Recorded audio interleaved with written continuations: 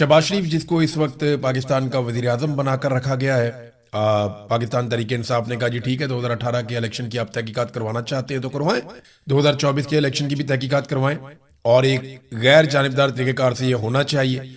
वजीर आजम की जानिब से 2018 के इंतखाबात की तहकीकात के चैलेंज पर रद्द-ए-अमल देते हुए तर्जमान पाकिस्तान तरीके इंसाफ ने कहा कि हम शहबाज शरीफ का ये चैलेंज खुले दिल से कबूल करते हैं। इलेक्शन 2018 की गैर जानिबदाराना तहकीकात के लिए मुकम्मल तौर पर तैयार है। तहकीकात सिर्फ 2018 नहीं बल्कि 2024 के इंतखाबात की भी होनी चाहिए। 2014, 18 और 24 इन तमाम इंतखाबात का जामे जायजा लिया जाए। ये 14 में नहीं 13 में हुए थे। दूध का दूध और पानी का पानी हो जाएगा। 2014 में सिर्फ 4 हल्के खोलने का मुतालबा किया था। 4 हल्के खुलने पर संगीन बेज़ाब्तियां सामने आई थी।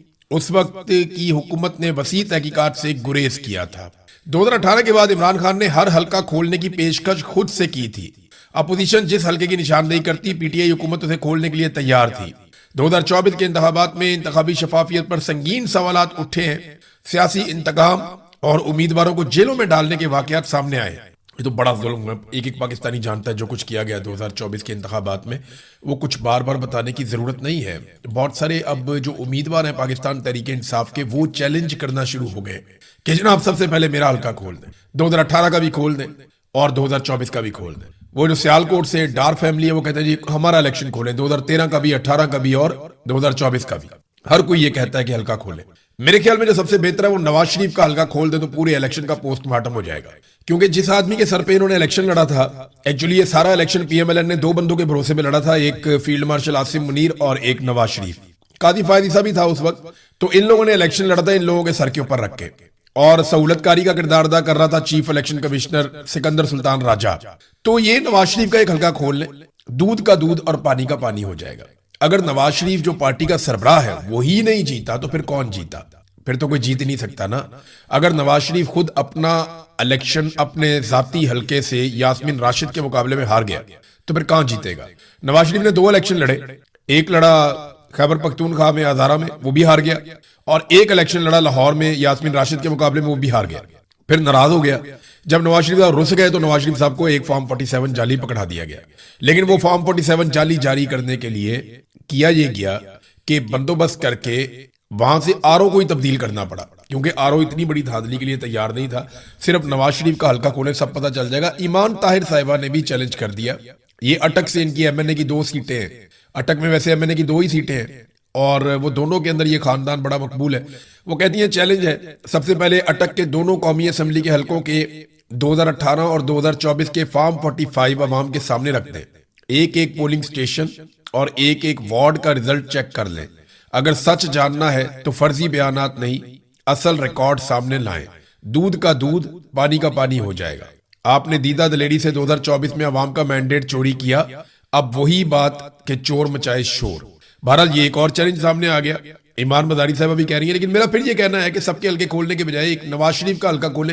पूरे इलेक्शन में वही हुआ है जो नवाज शरीफ के हल्के में हुआ है, नवाज शरीफ की बेटी के हल्के में भी वही हुआ, लेकिन नवाज शरीफ का एक हल्का खोले तो दूध का दूध और पानी का पानी हो जाएगा।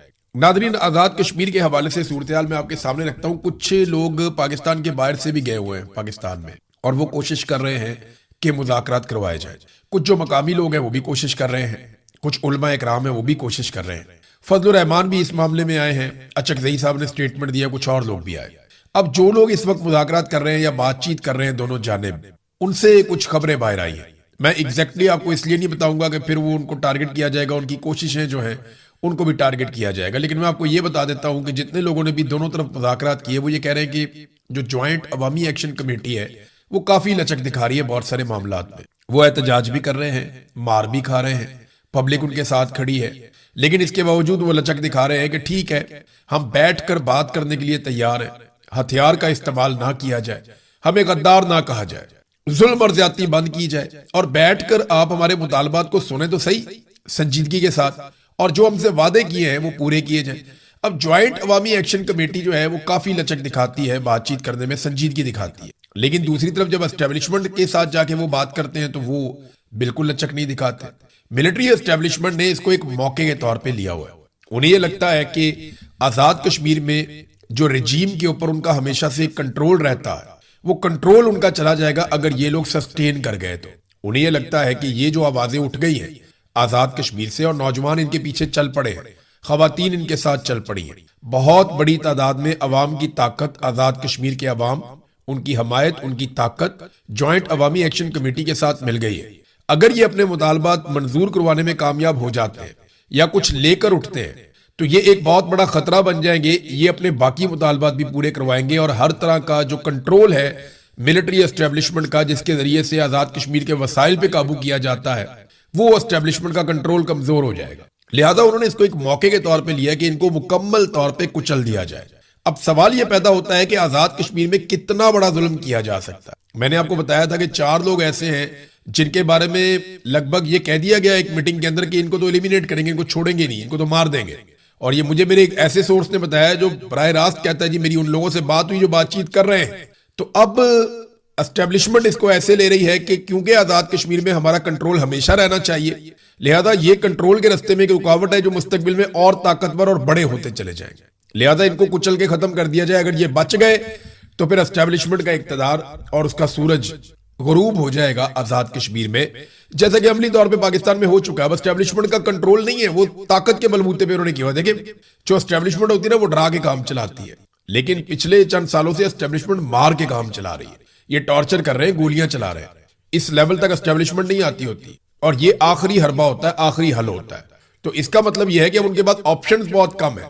वो गोली चलाने वाला ऑप्शन ही इस्तेमाल कर रहे हैं जो आखिरी ऑप्शन होता है। लिहाजा आजाद कश्मीर के लोगों को डटे रहना चाहिए मेरे ख्याल में अपने हकूक के लिए, और जो लोग मुज़ाकरात करवा रहे हैं उनको एस्टेब्लिशमेंट पे दबाव डालना चाहिए कि आप बातचीत करें। देखिए अगर बातचीत के जरिए से आज अगर ये लोग 4 कदम पीछे भी चले जाते हैं ना आजाद कश्मीर के लोग, तो याद रखिएगा ये जो थोड़ा बहुत हासिल करेंगे ना यहीं से इन्हें ताकत मिलेगी और फिर ये लोग और ज्यादा ताकतवर होकर वापस आएंगे।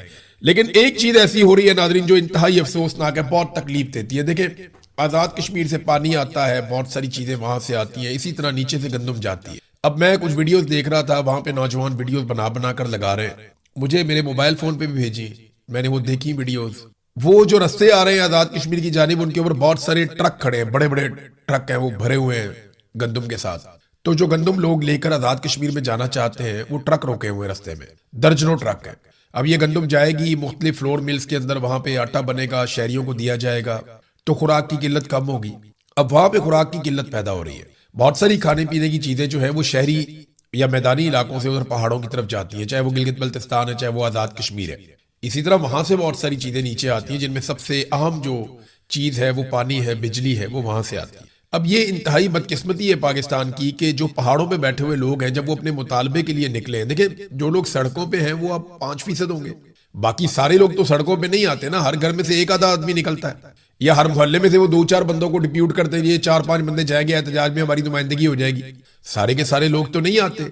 अब वो जो लोग जो अपने घरों के अंदर हैं, वो जो लोग वहां पे रहते हैं, जो बच्चे हैं, बड़े हैं, बुजुर्ग हैं, उनका क्या कसूर है कि उनको खाना पीना नहीं मिल रहा? तो गंदम के ट्रक रोके हुए बहुत अफसोसनाक बात है। इससे पहले बीबीसी ने एक रिपोर्ट में बताया कि लोग शिकायत करते हैं कि अद्वियात और खुराक जो आप लेकर जा रहे हैं आजाद कश्मीर में पहाड़ों की जानिब, रास्ते में सिक्योरिटी फोर्सेस उन्हें जाया करवाती है। वो कहते हैं जी खुराक और अद्वियात ये 2 चीजें आप जाया कर दें, ये आप आजाद कश्मीर में नहीं ले जा सकते। ये कितने अफसोस की बात है, ये दुख की बात है। उनकी सप्लाई बंद नहीं करनी चाहिए थी। ये सप्लाई बंद करके इन्होंने वो किया कि इसका जवाब ये कभी नहीं दे पाएंगे। कल को ये कहेंगे हमने तो नहीं बंद की थी, वो तो लोगों ने बंद कर दी थी, वो तो सिक्योरिटी का रीजन था, ट्रक लूटे जा सकते, ये बहुत 100 कहानियां सुनाएंगे। लेकिन वहां पे इस तरह कुछ भी नहीं है, हमने नहीं देखा। वो पुरअमन लोग हैं, पुरअमन तरीके से अपना एहतजाज का हक इस्तेमाल कर रहे हैं। एक पेशन गोई की नाज़रीन सुहेल अफरीदी ने, बड़ी अजीब पेशन गोई की है।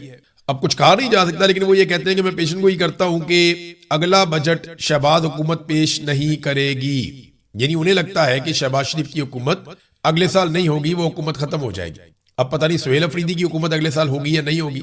बहुत बड़ी बड़ी बातें जो हैं वो अली अमीन गंडापुर भी करते थे, लेकिन गंडापुर को जब भी मौका मिला उन्होंने मौका जाया कर दिया।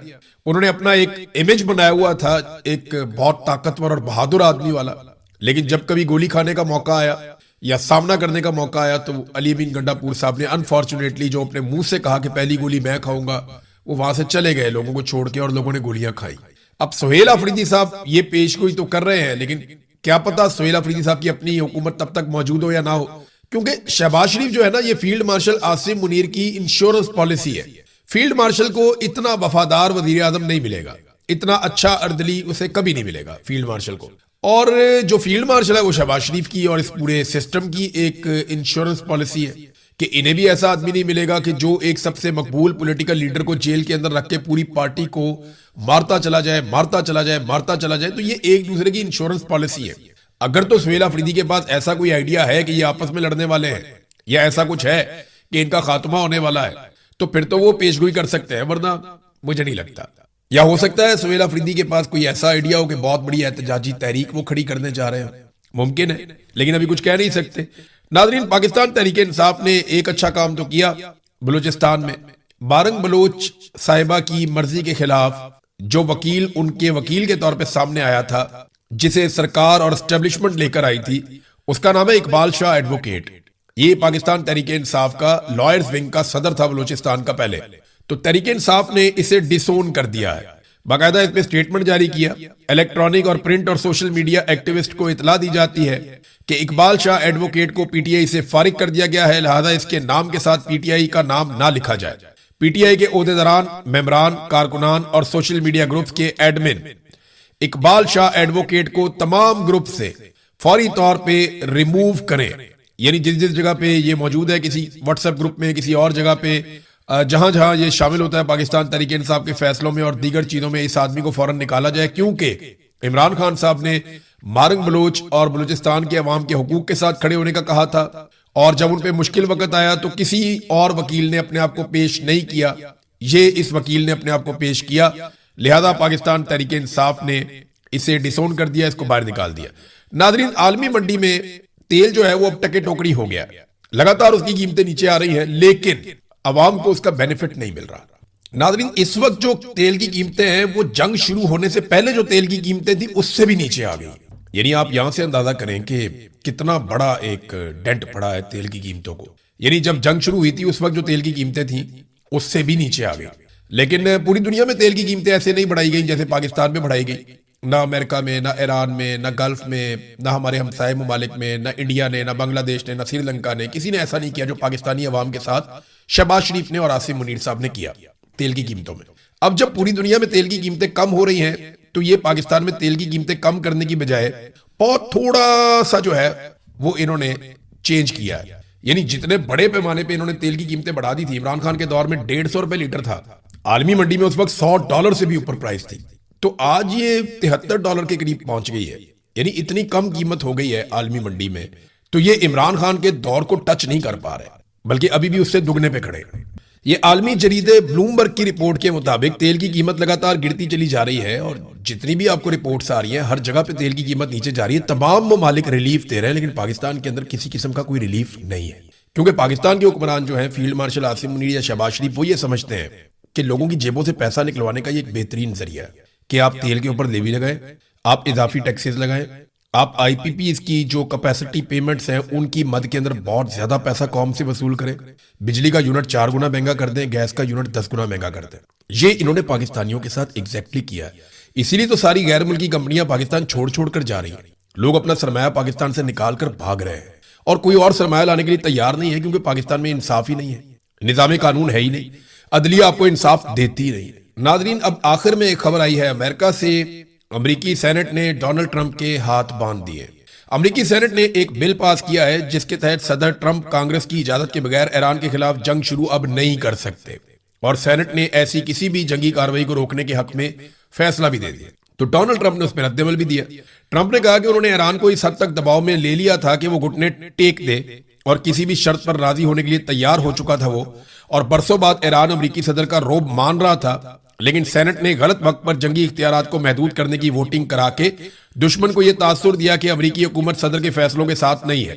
ट्रंप ने अपनी ही पार्टी के 4 सेनेटर्स को तनकीद का निशाना बनाते हुए कहा कि उन्होंने डेमोक्रेट्स का साथ देकर ईरान का हौसला बढ़ाया, जिससे इनका काम मुश्किल हुआ है, लेकिन वो इसे हर हाल में अंजाम तक पहुंचाया गया। मामला यह है कि ट्रंप को अप्रूवल लेनी पड़ेगी हर हमले के आगाज में, और वो अप्रूवल उसे मिलेगी या नहीं मिलेगी, फिर वो हमला कर पाएगा। तो ट्रंप के हाथ कुछ हद तक बांध दिए हैं अमेरिकी सेनेट ने।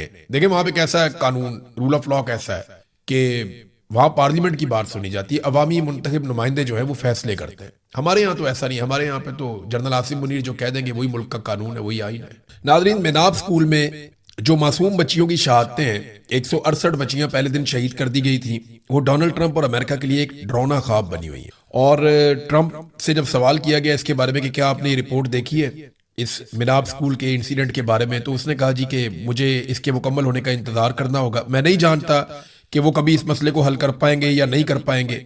तो डोनाल्ड ट्रंप जो है ना वो इससे भागता रहा, उससे सवालात किए गए लेकिन वो इससे भागता रहा। और डोनाल्ड ट्रंप ये कहना चाहता है कि वो मिसाइल हमारा नहीं था जो जाकर मिनाब स्कूल के अंदर गिरा। उसने कहा जी हवा में बहुत सारे मिसाइल थे, ये था वो था, लेकिन ईरान ने यह साबित किया था कि ये जो मिसाइल है ये अमेरिकन मिसाइल है। और शुरू में अमेरिका की जानिब से इसका बाकायदा एतराफ किया गया था कि मिसाइल अमेरिका की जानिब से चला था जो आकर मिनाब स्कूल पे गिरा। अब ये एक बहुत बड़ा जंगी जुर्म है, यहाँ पे डोनाल्ड ट्रंप को जो है वो जवाब आज नहीं तो कल देना तो पड़ेगा।